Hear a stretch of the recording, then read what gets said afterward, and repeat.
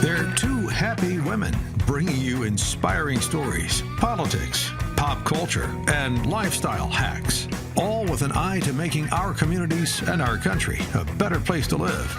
It's the Happy Women Podcast with your hosts, Jen Horn and Katie Gorka. Thanks for joining us and welcome to another episode of the Happy Women Podcast. I'm Jennifer Horn. And I'm Katie Gorka. And really happy to introduce to you our guest for the episode. Someone I ran into, actually, Katie, because of my association with the Nixon Library here in Yorba Linda, California. And I had Anita on my program on the Morning Answer in Los Angeles. And I was so struck by the topic of her book and just all of her knowledge. And I thought this is so perfect for our podcast. So Anita McBride is here with us today. She is the co-author of Remember the First Ladies, The Legacies of America's History-Making Women. And you can give her a follow on X at Anita B. McBride, and you can pick up the book wherever you get your books. Anita, thanks so much for being with us. Thank you so much for having me, and actually back again. That was a great conversation with you that morning before the visit to the Nixon and Reagan libraries. You were on the tour all throughout California. And what I have to tell you is that I think we spend a lot of time talking about presidents and vice presidents, but the first ladies are incredibly impactful and powerful figures in history as well. So I look forward to jumping in and talking that through with you. But first, you have an exciting story to tell yourself, and you worked through many administrations at the White House and in the government. Take us through a little bit about your story first. Well, thank you for asking. It's not atypical for how many young people get involved in politics and in government. I was a campaign volunteer, in Connecticut as a senior in college for the Reagan campaign in Hartford, Connecticut. And of course, when Ronald Reagan won, I wanted to move to Washington, just like everybody else, and didn't have a big network, but eventually by 1984, I joined the Reagan-Bush 84 campaign in the polling and planning office here in Washington, D.C. And that was a much broader exposure, of course. When you're in the national headquarters and working right here in D.C., it gave me a bigger network. And I was hired to the White House a week after the reelection, which, of course, we know was a really exciting election, a landslide, 49 out of 50 states. In fact, on election night here at the Shoreham Hotel, it was my job to turn each state as it went for Reagan-Bush, and which was a lot of fun. But I got hired to the White House as a correspondence analyst. We were reading the mail. I was sitting in the basement of the old executive office building and couldn't be happier. And just really have had a number, of course, of great opportunities over the 12 years of Reagan-Bush, of course, but then coming back in 2000 in the George W. Bush administration and in personnel, which is what I left at in the Bush 41 administration, went on then also to the State Department and eventually being Laura Bush's chief of staff in the second term, which was an extraordinary opportunity and really having the benefit of both sides of the house, working on policy issues that she was engaged in to help the president, but also the ceremonial, aspect, the hostessing part of the White House, which the First Lady is responsible for, not to be diminished. It's really important how the White House is opened up to Americans and also how it's used as a global stage. And so great. I had such a great run. I'm so grateful for it. Not once, not twice, but 3 times. I've had definitely my fair share. So when we were talking before the show started, you told me something that I did not know, which is that it was really Rosalind Carter who introduced the idea of the First Lady having a proper office. So tell us a little bit about the background, because I didn't realize that. I just kind of assumed they always had that. Right. Well, most First Ladies really worked out of their dressing rooms in the residence of the White House. And the First Lady to actually even have a permanent staff member assigned to her was Edith Roosevelt. The first professional position for a First Lady was social secretary. And so this is now, we're talking 1901 is the first. But she too worked out of the residence. Most First Ladies did.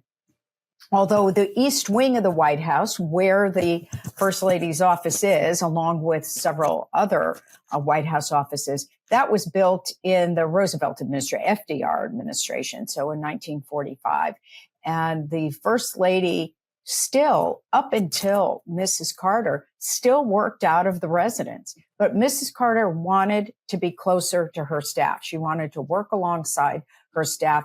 But the other big thing that happened during the Carter administration was in 1978 was the signing of the White House Personnel Authorization Act. It was the first time a budget was actually assigned to an office of the First Lady, even though all the staff are considered staff of the president assigned to the First Lady to this day, because the First Lady's office or the First Lady is not an official position. It's an unpaid, position, doesn't have any statutory responsibilities. So the staff is really the president's, but he can assign them to the First Lady. What's interesting, though, about Mrs. Carter is that she really fought to have a larger staff. The president had assigned the Mental Health Commission to her an actual, responsibility. It ran into a lot of legal trouble because the lawyers had said you can't appoint a member of your family to a position, even though she wasn't going to take a salary. She had to accept the role of honorary chair. She didn't like that. She thought it conveyed cutting ribbons and not really appreciating the depth of knowledge that she had on the issue. But nevertheless, she prevailed to expand her staff, to move into the East Wing with her staff. And what's interesting about it, too, is this, and in both their Carter's memoirs, they talk about this being one of the few times that the two of them argued, because he campaigned on cutting the White House staff and she pushed him to expand her office. I love that. And I think it's so interesting to see how the role of the First Lady has really evolved historically. Just broadly, I guess, talk about that. Talk about the importance of the First Lady's position and how that's evolved over time. Well, I think one of the great stories, and we talk about in the book, is looking at the first three First Ladies and how they really established the role. But we really have to credit George Washington, our first president, who recognized immediately in this new form of government, where he was now head of state and also head of government. He knew instinctively it was a two-person job. And he really, and lucky for him, Martha Washington was a very experienced hostess. And so he really handed her a great deal of the ceremonial responsibilities. And when she arrived from Mount Vernon to the new capital of New York, which was, she didn't come into 6 weeks after he was inaugurated. So she wasn't there when he was chosen. She wasn't there when he was inaugurated at Federal Hall. But when she came, he met her on the shores of New Jersey at Trenton, took her by boat across to New York, made a huge fanfare of her arrival to set the tone right then of how she was a partner to his presidency. And so she had the burden of setting precedent. She did feel a bit like a state prisoner because the president's advisors handed her a list of things she needed to do the minute that she got there. But eventually, I mean, she had to strike this balance about being, considered acceptable on the world, formal enough of being acceptable on the world stage. But with the monarchy type governments, of course, around the world, but also to be accessible to the public. So it was a delicate balancing act. And of course, Abigail Adams learned at her foot on how to act as First Lady, but she was much more political than Martha was. She was truly a confidant and advisor to her husband. It's her who said to John Adams to remember the ladies when he was writing our first Constitution. That's where we get the title for our book. And of course he didn't, but then Dolly Madison, the First Lady, when she came in, she really set the tone for bipartisan entertaining. She knew how to work a room. She knew how to get information from critics of her husband that was helpful to her husband. So that, starting at the beginning, it really set a standard for the social entertaining, being a political advisor, being a confidant, and being a partner. So I find it so fascinating. You've had this insight from the inside, what it's like to be working with the First Lady. I would love your thoughts, without getting too political. Who are some of the ones that you might have thought the most successful, the most impactful? Great question, because actually, what we've tried to highlight the contributions of all of our First Ladies through history. Some have been more active and some more engaged than others. We have a whole chapter on those who have stepped back from activism, but they too made contributions, like Bess Truman. I was so surprised at the amount of contribution that she made that people don't know, because when she followed our most activist First Lady, who was Eleanor Roosevelt, bar none. And also she had 12 years to serve in the role. So there was a great deal of time that she could to do things, even though her husband didn't want her to.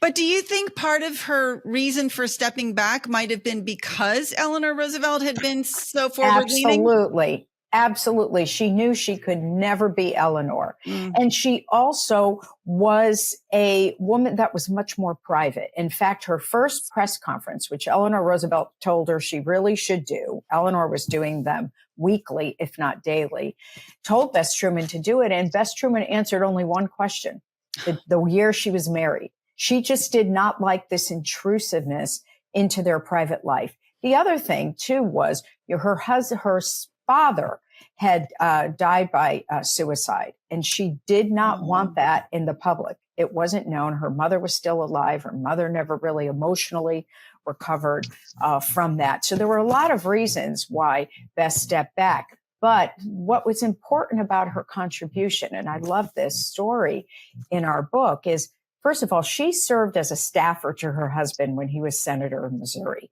She knew how the Senate worked. She did his correspondence. She helped with his schedule. She answered his phone. She did constituent casework. She also was very active in the Senate Spouses Club.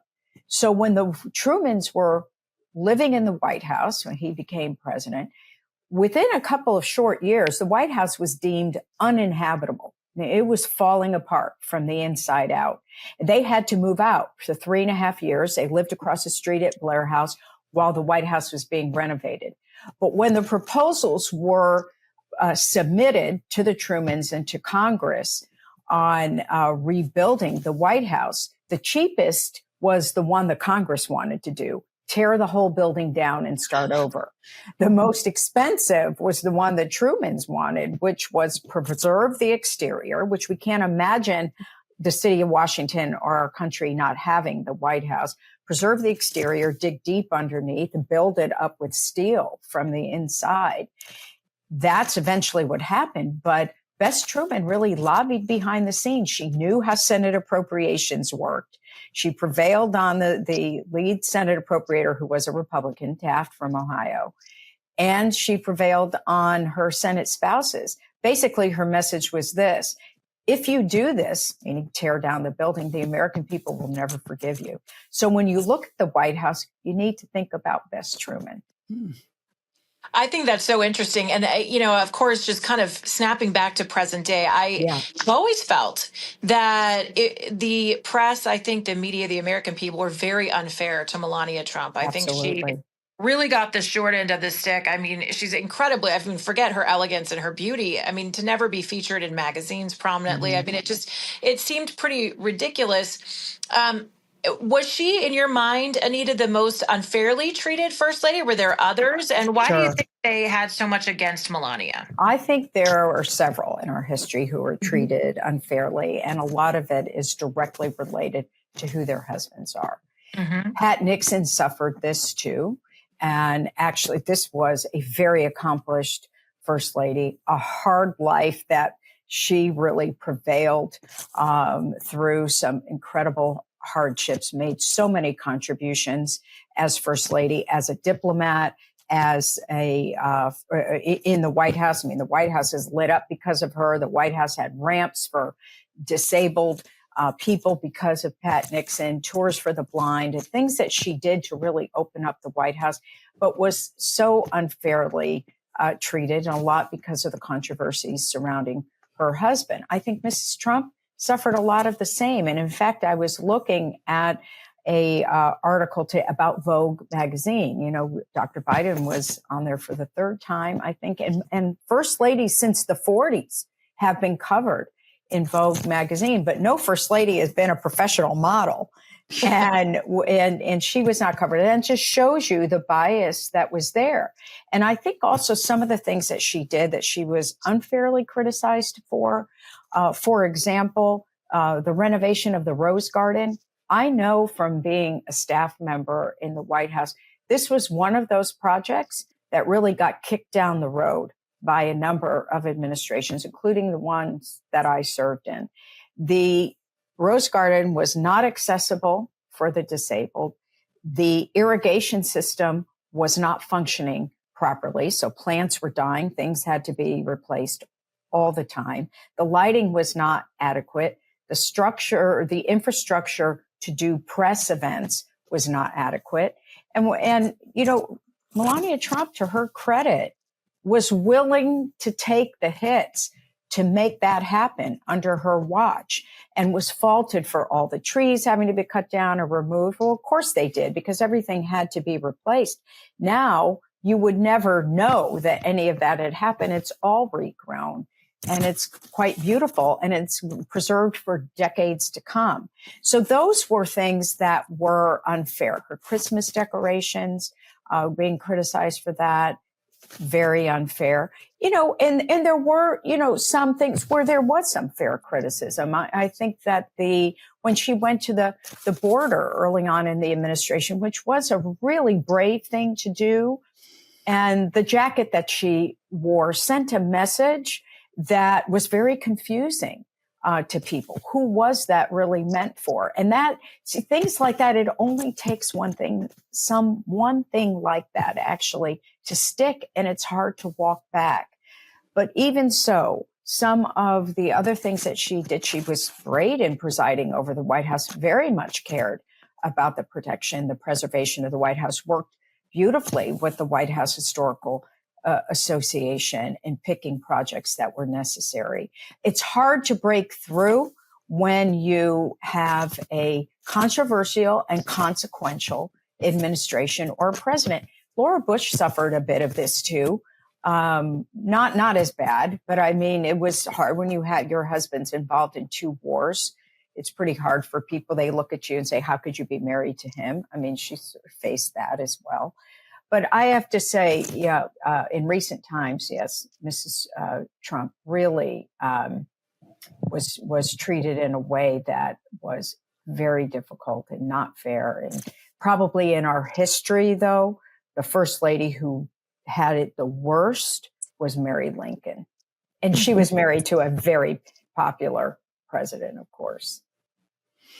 So with the announcement that Kamala Harris is going to be potentially the new nominee for the Democrats, I have to ask you this. So we are on the verge of potentially having the first man in office. And I'm just wondering, you know, having seen how the office of the First Lady operates, what do you think the role of the first man would potentially be? And what will his Christmas decorations look like? Exactly. If he presides over that. But I will say we've had a couple things I can point to respond to your question here. Number one, we came close in 2008 as well, when Hillary Clinton was running for the nomination. Oh, that would have been so weird if Bill had been the first man. As a former president. Yes. Absolutely. The complication would have been, I said at the time, and I was still working in the White House then, of course, but I remember saying at the time, the biggest complication, if that were to happen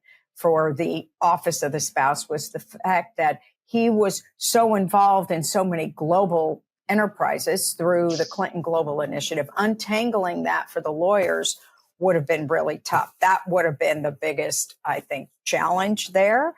And then, of course, in 2016, she ran and was the party nominee. So it was potential that it could have happened then as well. But I think now we've already started, and this is the one thing about working in the White House anyway, it adapts to its occupants and vice versa. We're constantly evolving, to your point that you raised earlier, Jen, the evolution even of this role. We're getting there. It's going to happen. And I think we've seen the example with Doug Emhoff, spouse of the vice president, the role that he's playing in that, which was a breakthrough as well. He's continued to teach or work as a professor at Georgetown University. He says in interviews, when he's asked, what's your primary responsibility? He said, to support the vice president. That's a very traditional response. And it's actually the right one because, again, he's not the elected official. The other thing is, he was handed an initiative by the administration as a Jewish man, the anti-Semitism, initiative. And you could argue the successes of that or not. But I think you've seen that there is the structure or the infrastructure there to take what he's doing now, potentially move that to the office of the first gentleman. Again, I think the office adapts. On the social side of things, one thing I don't know is how engaged he's been with the vice president's office to be overseeing a lot of the social and ceremonial. So that'd be something to look at and see if, that would transfer. It is interesting where we are today. I mean, it's a change. You're going to need a whole new book, Anita, but yes, a new title to the association that we formed a few years ago, the First Ladies Association for Research and Education. Right. What do we call it? The thing is, we never want to stop talking about these women and the contributions they, have made. So yes, we have to, I need some advice on guidance on that. Maybe you can help me. Flair, I love it, by the way. That's such a great right? Lighting their lamp, lighting the lamp of absolutely. Okay, so let's go forward with that. So as far as, in your opinion, we've talked about kind of the most maybe impactful, but all in all, if you look at their fingerprints on history, which of the first ladies do you think had the greatest impact on shaping where things are today?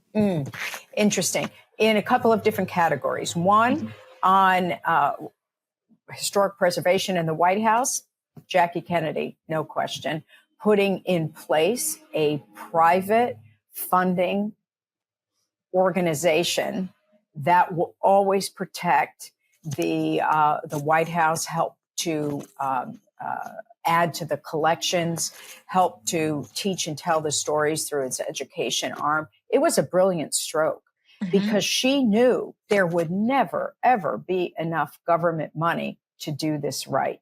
So she put something in place that now has worked with 11 administrations, raising hundreds of millions of dollars to protect the White House and not taking one dime of government money.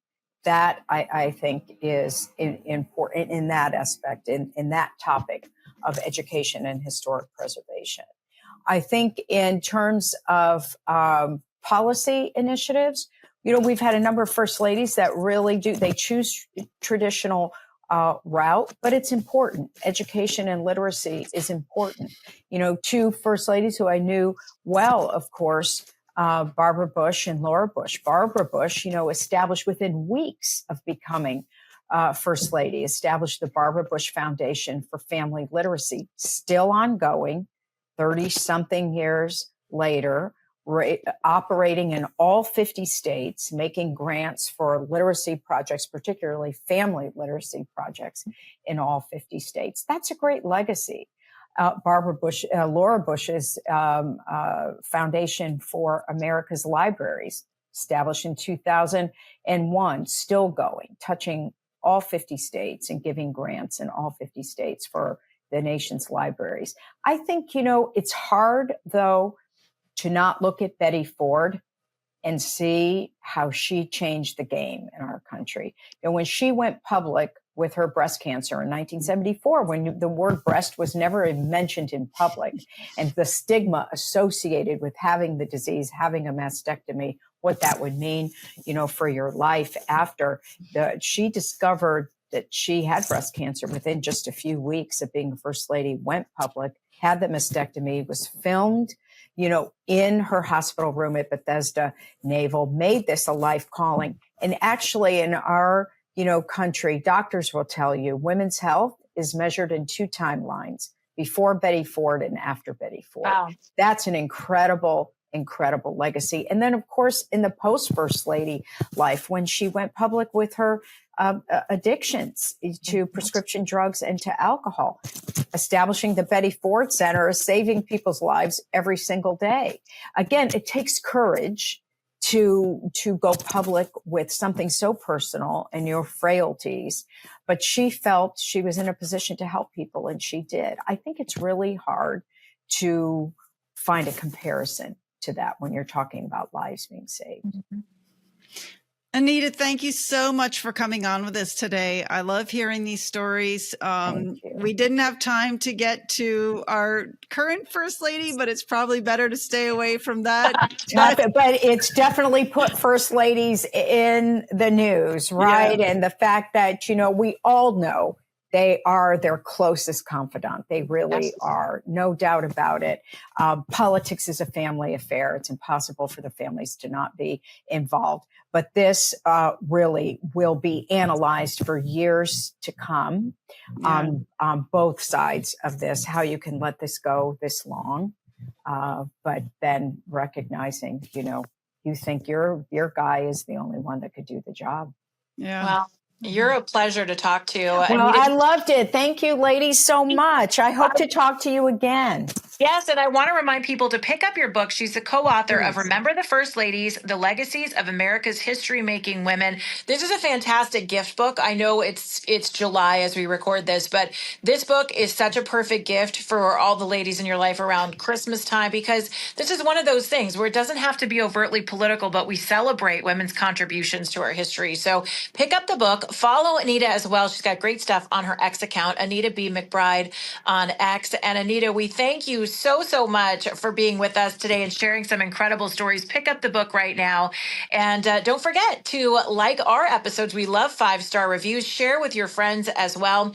More information, you can see video and all kinds of fun stuff. SalemPodcastNetwork.com. Just look for Happy Women. And get Katie's book too. It's called Next Gen Marxism. You can find her online as well, katiegorka.org. You can search for her, Catherine Gorka, on Facebook. You can find me there as well. You can find me at Jennifer Horn Radio on Instagram and Facebook, and Jennifer Horn on Truth and on X. Thank you all so much for joining us. This is another episode of the Happy Women Podcast.